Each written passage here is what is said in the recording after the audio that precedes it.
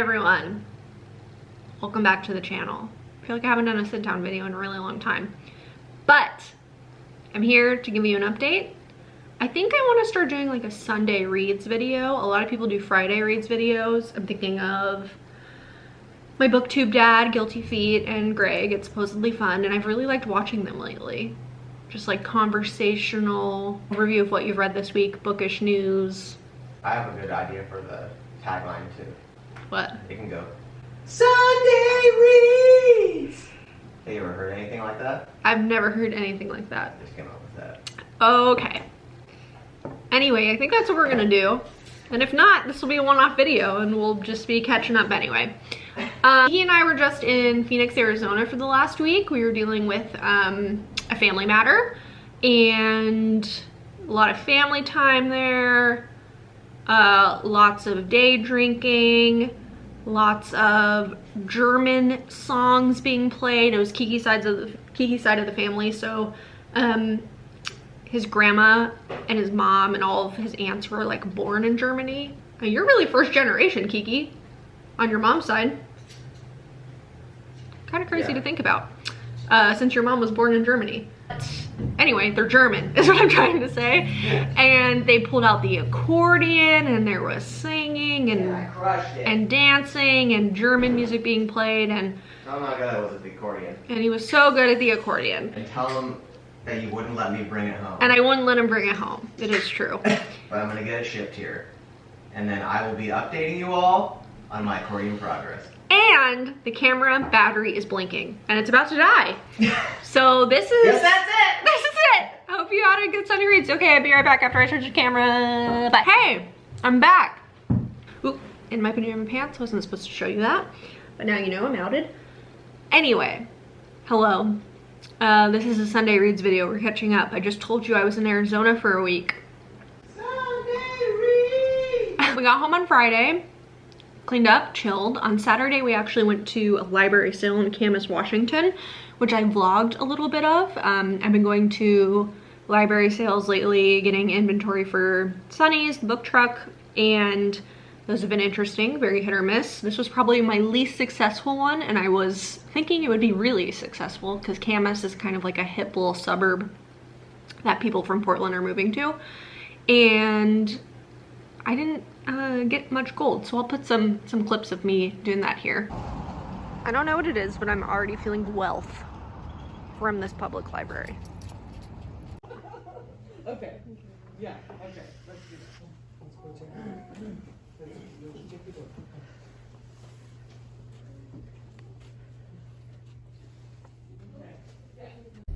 Here's our haul. Not the best library book sale I've been to, and probably the most expensive, honestly. Here, hardbacks were $2 and paperbacks were $1. Mostly at all the other library sales I've been to, hardbacks have been $1, and then all the paperbacks have been 50 cents. But it was a very fancy library, very nice. I've noticed a lot of book of the month editions at library sales so far. I think book club editions are going to be highly circulated in used markets like Goodwill or like any donation space you can see, because bookstores aren't supposed to buy them back and resell them. They're not for resale. Same with proofs. So that's a thing. And then I also got the Lahiri Interpreter of Maladies, an Alice Munro collection, and a My Brilliant Friend. And then today, which is Sunday, we decorated for Christmas all day. As you can see behind me, that's our tree. It's a very small tree. I'll put in some clips of our decorations now. Okay, an overview of some of our Christmas treasures. This is our tree this year.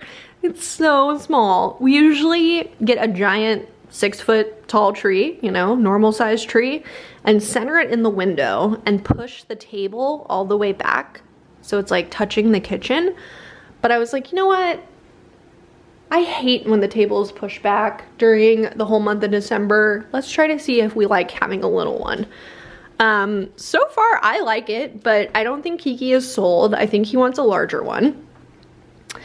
This tree has like all of our special ornaments on it.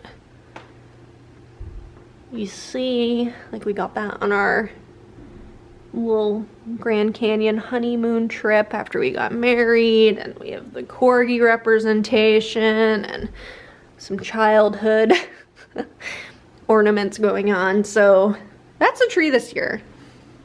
I'm into it. And then I also decided to put the tablecloth on the table, which I think is festive and fun. Okay, we have like a traditional mix of red, white, and green going on with our decor. This is some pom-pom garland I made last year. And Kiki made some. We made some. Actually, I think I made all of these. No, I made some pom-poms. They're awesome. Okay. And then these are our treasures. Much like Halloween, we have windowsill treasures. So reindeer, snow globe, those little target birds, you know the ones. And then some sweet seasonal Snoopies. And Kiki also did some lights on the front of the house, which is gonna look so cute when it's dark. And then over here, got this thing on the credenza and decorated this little fiddle leaf tree, which is fake. Don't come for me. We got our stocking holder. These stockings are from West Elm a few years ago. And then this little special Snoopy and Woodstock popcorn advent calendar. And then over here, we put some string lights, I guess, around all of these plants. And then I put some less special ornaments over here. Just my generic colored ones.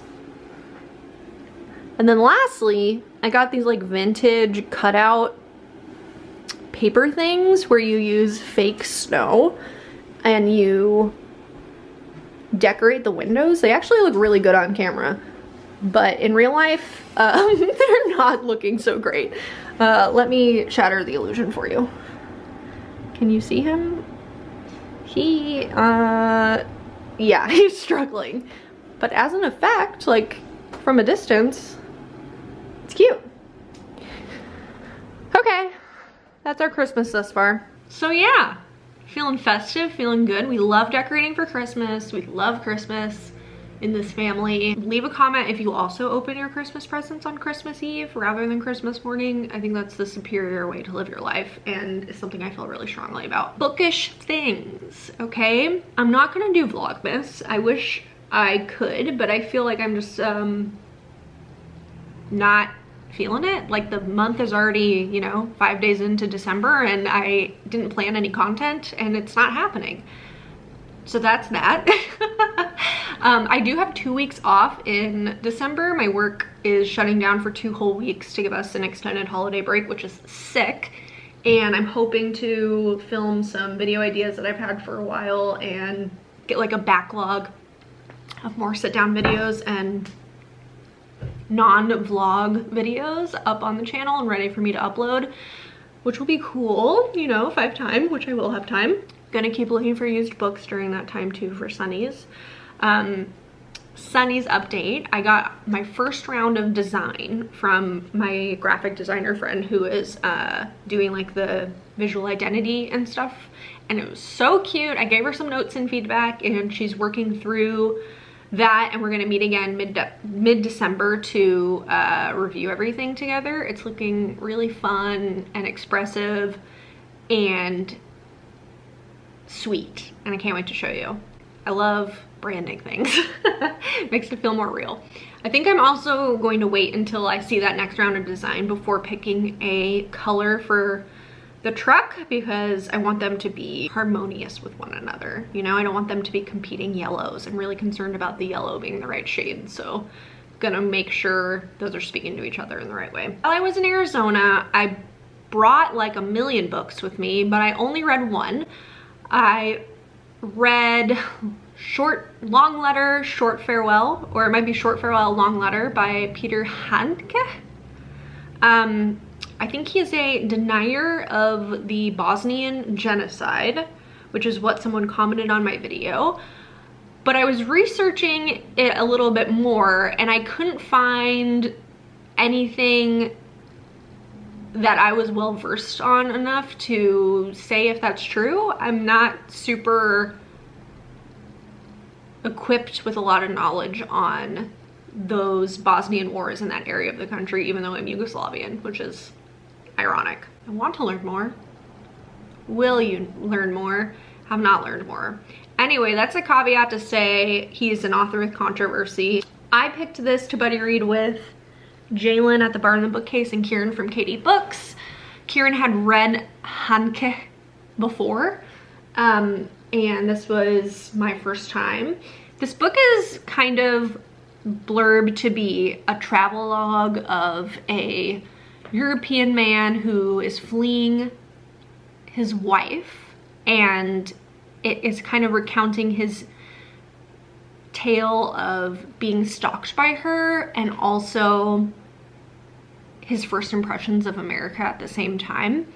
I didn't walk away from this book feeling really affected by anything. I feel like I read it pretty sporadically over the week that I was in Arizona, and I think it would have had a stronger impact on me if I was able to read it in more of a condensed sitting, which you definitely are. It's only like 160 pages long. It's not a big book by any means. It follows a DMM for sure. The main narrator, who is unnamed, is kind of listless. He's having a hard time finding reasons to connect with American culture and like place himself in the landscape, both physically and mentally, which I thought was the like red thread throughout the entirety of the book that was fun to see him struggle with. But overall, not my favorite. 2 out of 5 stars. What New York review of book should I read next? Because that was not a good one for me to start with. I think I finally want to read some Eve Babbitt's. That's like my soul is telling me to do that. When I was in Arizona, I also met up with Jalen again. He came and visited me a few months ago in Portland, and I got dinner with him and his partner Scott in Arizona. But before that, we went to Changing Hands, which is his local indie bookstore, and I picked up 2 books.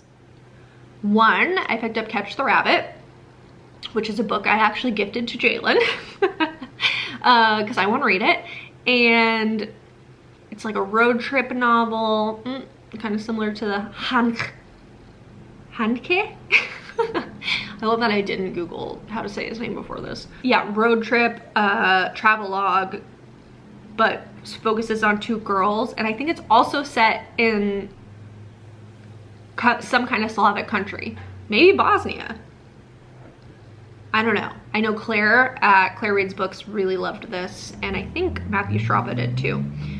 Claire, where's Claire, by the way? Claire, upload a new video. We're waiting. So that's the first book I got. And the second book I got was Intimacies by Katie Kitamura.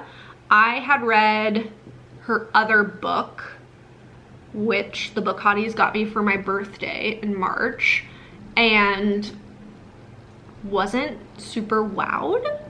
But this made it onto the New York Times 10 Best Books of the Year, which pushed it a little bit higher for me to reconsider, and I know a lot of my friends read this book and really loved it.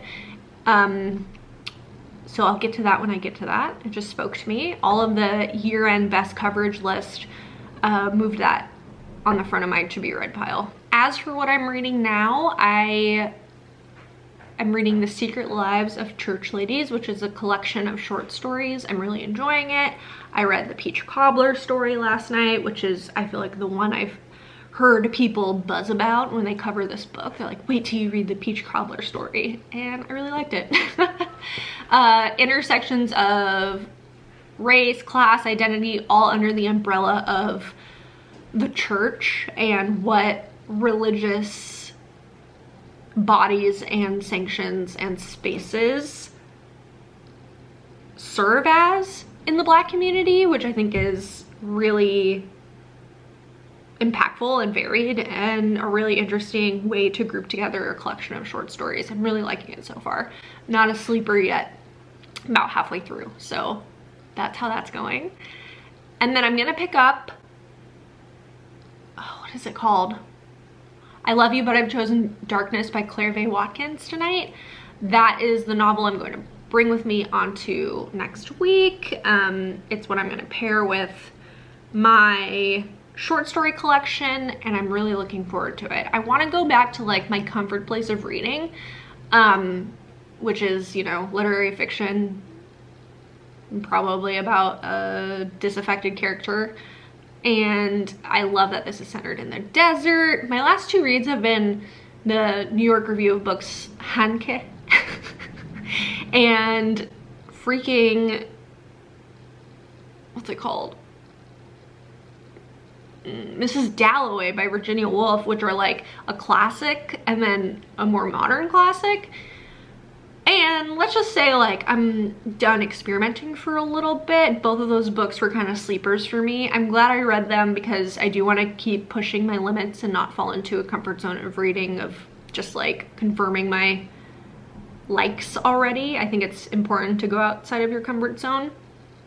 Not that Virginia Woolf is like a unknown indie author or anything, but I'd never read her, so it was interesting. All of that to say, I am looking forward to reading something that I think is going to be at least a 4 or a 5 star for me. I need something to hit home. You know what I'm saying? A little bit of a dry spell. But yeah, that's, I think, it for Sunday reads. It's December, man. You are actually sitting on top of a advent calendar I got, which is 24 snack bags of handcrafted popcorn. I've really been thinking a lot about those tubs of popcorn that used to be gifted to you during the holiday season. One was normal popcorn. They were divided into 3. One was normal popcorn, one was cheesy popcorn, and one was caramel popcorn. So this is definitely giving me that vibe. The flavors are a little bit more inventive though. It's like chili cheese, gingerbread, salted caramel, reindeer crunch. I got it for half off on Williams-Sonoma. It was like $50, which is still stupid. It's too much to spend on popcorn. Popcorn's like the cheapest food alive, but you know, I needed something to live for. I'm actually traveling for work on Monday and Tuesday. It's my first business trip since probably 2019 actually, because I don't know if I traveled for work January through March of 2020, which is right before the pandemic started. So my first business trip in 2 years plus, which is wild. I feel like I used to travel pretty frequently for work prior to this. In advertising, especially as a producer, I had to be on site a lot to oversee projects in real life. Also, clients sometimes like to brief you in real life so you can get together and not do things virtually. A lot of my clients in my career thus far have been in like Seattle or San Francisco or LA or New York. I'm in Portland, so it's required a little bit of business travel, which I like. I don't mind. I think it's fun. I have a 6 a.m. flight tomorrow and 2 full days packed agenda-wise of seeing some of my clients that I haven't met in real life but I've worked with for the past 2 years, and going to an event for the release of Arcane, which is a League of Legends show that just partnered with Netflix to make a series based off of some League of Legends characters. We're going to something called Secret Cinema, which is kind of like a cosplay immersive event experience using the IP from Arcane, the show. I'm really interested to see how it goes. We just finished the last 3 episodes on Saturday of the show. If you haven't watched it, I do think it's worth it. You don't need to know anything about League of Legends, but the illustration style and the animation and like the use of 2D and 3D were really striking. I think it's a really pretty animated show. Just if you want to watch 1 episode just for visuals alone, I do think it's worth it. Oh, speaking of another thing I watched recently, I watched Come On, Come On, which is the new Mike Mills movie starring Joaquin Phoenix.